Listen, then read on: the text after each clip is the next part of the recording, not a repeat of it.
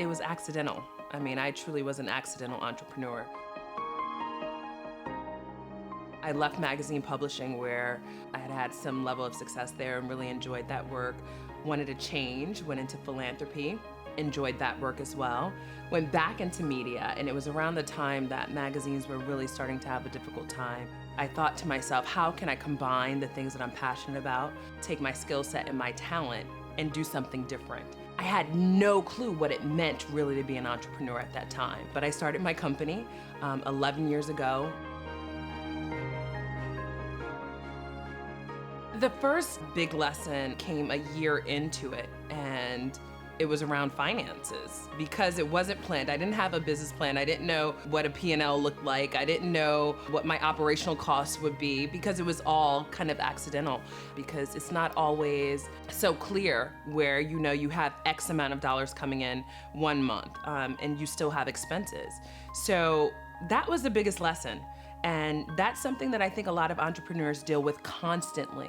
It's no accident as I think about what Prudential stands for and what they do to help not only individuals but entrepreneurs specifically around learning how to be fiscally sound and responsible and what that looks like when you don't necessarily always know what business will bring. Speak to people who are doing the type of thing that you want to do. Learn from them.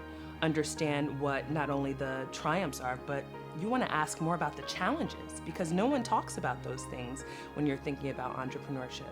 I definitely feel that we do ourselves a massive disservice as a community to not talk about finances.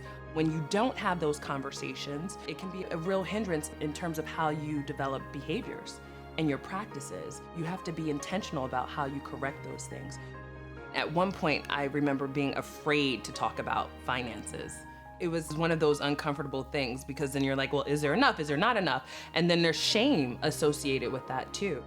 But I'm willing to have those conversations with financial planner, but also with my peers and my friends who are not necessarily entrepreneurs, who have had some of the security of being within corporations and also having stock options and equity and what have you in businesses, and we talk.